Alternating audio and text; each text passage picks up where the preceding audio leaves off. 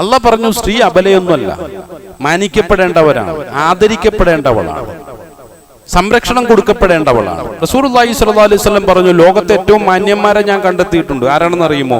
സ്ത്രീകളോട് മാന്യമായ രൂപത്തിൽ പെരുമാറുന്നവരാണ്. അങ്ങനെയെങ്കിൽ നീ ഒന്ന് സോറി പറ, എന്നെ കൊണ്ടൊന്നും വയ്യ എന്ന് പറഞ്ഞാൽ അവിടെ ഖുർആനും അല്ല ഹദീസും അല്ല എന്റെ പ്രമാണം. പിന്നെയോ സ്ത്രീകൾ അബലകളാണ് എന്ന് തെറ്റായ രൂപത്തിൽ വ്യാഖ്യാനിച്ച പല ദർശനങ്ങളിൽ നിന്നും കടമെടുത്തിട്ടുള്ള ആശയങ്ങളായിരിക്കും എന്നെ നയിച്ചുകൊണ്ടിരിക്കുന്നത്. ഇത് ഇബ്ലീസിന്റെ താല്പര്യമാണ്.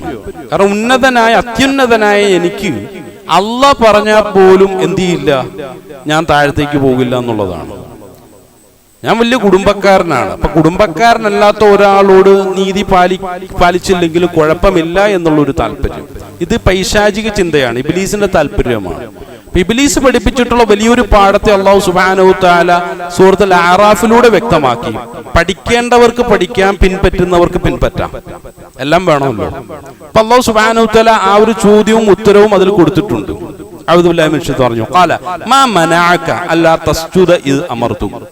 എന്നോട് സുജൂദ് ചെയ്യാൻ പറഞ്ഞപ്പോൾ സുജൂദ് ചെയ്യാതിരിക്കാനുള്ള കാരണം ഒന്ന് പറയാമോ ഇബ്ലീസേ എന്ന് അല്ലാഹു ചോദിച്ചു. അപ്പൊ ഇബ്ലീസ് പറഞ്ഞത് നമ്മളിപ്പോ പറഞ്ഞ വിഷയം തന്നെയാണ്. അന ഖൈറും മിൻ ഖലഖതനി മിൻ നാർ ഖലഖതുഹു മിൻ തീൻ. ഞാൻ അവളെക്കാളും അത്യുന്നതനാണ്. ഇങ്ങനെ ഔന്നത്യം പല വിഷയത്തിലും കൽപ്പിക്കുവാൻ മനുഷ്യൻ തയ്യാറാവുകയാണ്, മറ്റുള്ളവനെ ചെറുതായി കാണാൻ വേണ്ടിയിട്ടാണ്.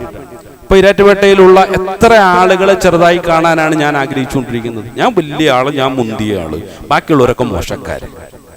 ഇത് ആരുടെ താല്പര്യമാണ്? ആരാണ് ഈ ഒരു ചിന്ത മുന്നോട്ട് വെച്ചത്? ഇബ്ലീസാണ്. അനാ ഖൈറും മിൻ, ഞാൻ അവനേക്കാളും വലിയ ആളാണ്. ഇബ്ലീസാണ് മുന്നോട്ട് വെച്ചത്. റസൂലുള്ളാഹി സ്വല്ലല്ലാഹു അലൈഹി വസല്ലം ഒരിക്കൽ പോലും അങ്ങനെ പറഞ്ഞിട്ടില്ല. എന്നാൽ ലോകത്തെ ഏറ്റവും അത്യുന്നതനായ അഷ്റഫുൽ ഖൽഖ്, അല്ലേ, സൃഷ്ടിഫുൾ ഏറ്റവും ശ്രേഷ്ഠതയുള്ള ഒരു വ്യക്തിയാണ് അഥവാ റസൂലുള്ളാഹി സ്വല്ലല്ലാഹു അലൈഹി വസല്ലം. ഒരു പ്രാവശ്യമെങ്കിലും പറഞ്ഞു. കാരണം അങ്ങനെ പറയാതിരിക്കാനുള്ള കാരണം അത് ഇബ്ലീസിന്റെ താല്പര്യമാണ്. അതെന്റെ ജീവിതത്തിൽ ഞാൻ നടപ്പിൽ വരുത്താൻ പാടില്ല എന്നുള്ള കൃത്യമായ ചിന്തയുടെയും തിരിച്ചറിവിന്റെയും താല്പര്യത്തിന്റെ അടിസ്ഥാനത്തിൽ റസൂലുള്ളാഹി സ്വല്ലല്ലാഹു അലൈഹി വസല്ലം അങ്ങനെ ഒരിക്കലും ചിന്തിച്ചില്ല. ഞാൻ എത്ര വട്ടം ചിന്തിച്ചിട്ടുണ്ട്. ഞാൻ എന്നെ മുൻനിർത്തി ഒന്ന് പരിശോധിച്ചു.